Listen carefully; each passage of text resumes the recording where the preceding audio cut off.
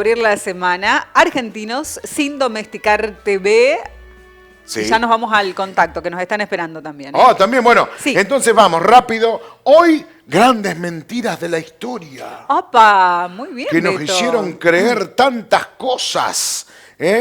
Bueno, hoy entonces hablamos de las grandes mentiras que nos hicieron creer en la historia argentina. Muy bien. Hay un par de mentiritas que al final no eran. Así que lo vemos, dale. Hola, Beto. Muy buenos días y esta es una entrega más de Argentinos sin Domesticar TV. Hoy vamos a hablar de dos relatos que tienen un punto en común. El punto en común, antes de mencionar cuáles son los relatos, es aquello de los mitos dentro de la historia argentina. Bueno, si hay quien ha escrito mucho sobre los mitos de la historia argentina es justamente el historiador Felipe Piña. Ha hecho una buena moneda vendiendo los libros justamente mitos 1, mitos 2, mitos 3, mitos 4 y mitos 5 dentro de la historia argentina. A ver, ¿por qué ha encontrado tanto caudal de información el historiador Felipe Piña? Justamente porque nuestra historia argentina, nuestra construcción como ser nacional, como ser integrante de una nación, entendiendo a nación como aquel concepto sociológico de la nación somos todos, todas las personas que vivimos en un lugar, en un territorio, que tenemos en común un idioma, una tradición, costumbres, una historia en común y la idea de proyectarnos al futuro. A ver, la construcción de nuestra nación está plagada de mitos, de aquellas historias que están vendidas, entre comillas, como un relato de verdad histórica y en realidad están construidas sobre verdades a medias o en otros casos surgen a partir de la profusa imaginación de algún historiador, entre ellos incluido Bartolomé Mitre, que hoy lo vamos a mencionar. Los relatos se refieren, uno al Sillón de Rivadavia y el otro al relato del superhéroe José Obregoso, que ya no se lo conoce tanto en estos tiempos, pero que durante muchas décadas en el siglo, sobre todo siglo XX, fue muy difundida su historia. Sillón de Rivadavia, mito 1. El Sillón de Rivadavia. El año que viene vamos a tener elecciones, vamos a elegir presidente de la nación en el 2023 y vamos a ver que muchas veces el periodismo y nosotros vamos a decir elegimos al sucesor al Sillón de Rivadavia.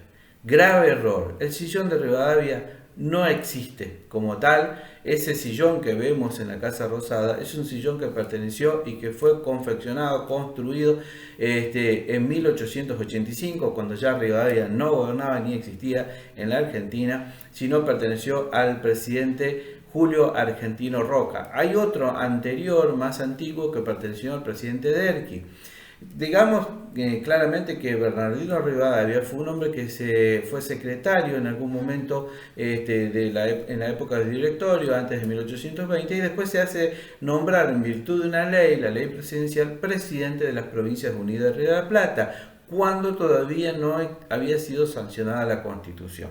Por lo tanto, Rivadavia fue el primer presidente no constitucional de las Provincias Unidas de Río de la Plata, no de la Argentina como Estado que conocemos hoy. La Constitución fue sancionada en 1853, reformada en 1860. El primer presidente constitucional va a ser el gobernador de Entre Ríos, Justo José de Urquiza. Se va a convertir en el primer presidente constitucional de la Confederación Argentina. En 1860 se va a reformar la Constitución, Buenos Aires se integra al conjunto de las provincias de la Argentina y ahí nace el Estado argentino como tal, ya integrado por todas las provincias y en la presidencia justamente de Bartolomé Mitre surge el otro relato que queremos mencionar, que es justamente la historia del superhéroe, el héroe entre los héroes, José Obregoso. Pero antes de hablar de José Obregoso, termino con el Sillón de Rivadavia. El sillón como tal, se recuerda de Rivadavia que fue presidente, aparentemente él en aquel momento se llevó todos los muebles de su casa para constituir su oficina presidencial y cuando le dieron la salida, se llevó todos los muebles de su casa. Por lo tanto, nunca hubo, es probable que haya tenido un sillón, pero era de él y nunca hubo un sillón presidencial de Rivadavia. Primer mito, primer punto donde a veces construimos nuestra identidad como nación, que es una falta la verdad, es decir, una mentira. En la historia de José Obregoso. José Obregoso, en la presidencia de Mitre, para 1862, la Argentina estaba plagada de veteranos de guerra de la Guerra de Independencia. Abuelos que contaban a sus nietos las historias de haber integrado el Ejército Libertador del General San Martín, el de Belgrano, haber luchado contra los españoles, haber cruzado los Andes, etc. Entonces a Bartolomé Mitre, que era justamente, aparte de ser presidente, un hombre que le interesaba mucho la historia, de hecho escribió bastante sobre la historia de Argentina, se le ocurrió conformar una comisión de notables para elegir al héroe entre los héroes, al soldado argentino que demuestre haber sido el más heroico entre todos los soldados en la Guerra de la Independencia. Conforma esta comisión de notables, decide entregar un premio. Ese premio, aparte de un uniforme, de una medalla, también incluía un premio económico de 10.000 pesos, moneda de aquella época, era toda una fortuna, para quien fuese el ganador. Se presentan muchos. La comisión era muy rígida a la hora de consultar, someter a los aspirantes a que muestren las pruebas. Está claro que la mayoría no tenía documentación, porque en el fragor de la batalla, en la Guerra de Independencia, nadie andaba guardando papelitos, se entiende.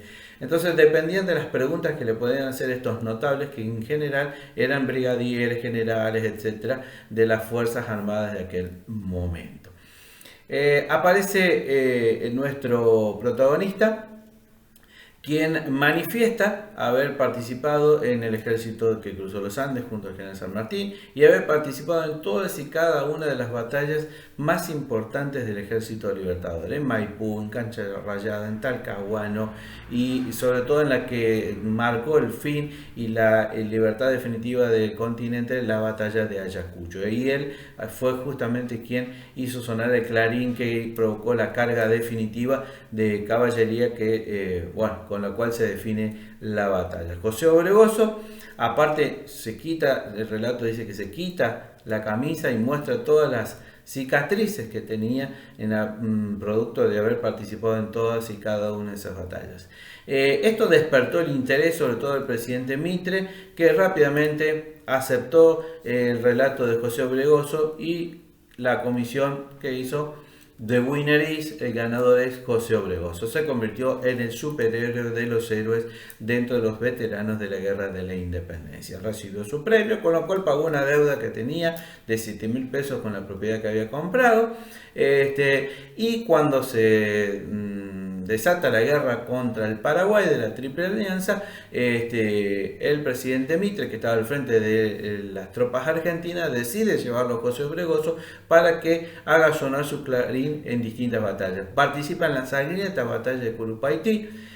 Imagínense los soldados jóvenes que veían a este hombre ya entrado en edad y que aún seguía luchando con heroísmo por la patria, que hacía sonar su clarín. Entonces la moral de la tropa era altísima.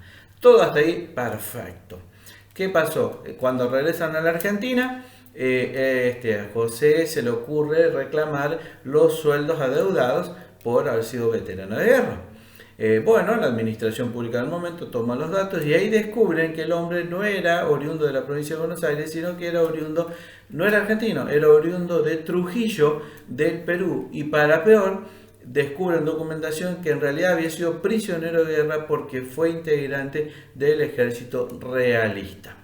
Mitre ordena la creación de una nueva comisión de notables, ahora sí integradas con ex oficiales del general San Martín, que se encontraban con vida obviamente, y lo someten a un segundo examen donde se descubre que todo lo que él había manifestado era una gran mentira. ¿Qué pasó con el amigo? Nada. Lo que hizo el gobierno es tapar toda esta situación y jamás borraron de los registros la condición de héroe o de superhéroe o del héroe entre los héroes. Por eso también hoy es común, si nosotros indagamos en algunos libros de historia, que aparezca la historia de este amigo que se le había ocurrido decir que fue el héroe entre los héroes. Bueno, de esta manera queríamos dejar un punto de análisis. Como parte de nuestra historia argentina está construida sobre mitos, verdades a media o directamente sobre mentiras. Y que de pronto nuestra función como ciudadanos es tratar de no repetirlas, en todo caso, en el momento que nos enteramos que esto es así. Bueno, esperamos que les haya gustado y si Dios quiere nos veremos el próximo lunes en Argentinos sin Domesticar TV. Chao. Gracias, Beto. Gracias. Un abrazo grande. Muy interesante. Viste que hay verdades y mentiras en la historia argentina. Con los Yo mitos. no, Estos sí, no mitos. sé si cuántas veces de verdad y cuántas de mentiras. Si hay más de mentiras que de verdades. Cuidado. A veces.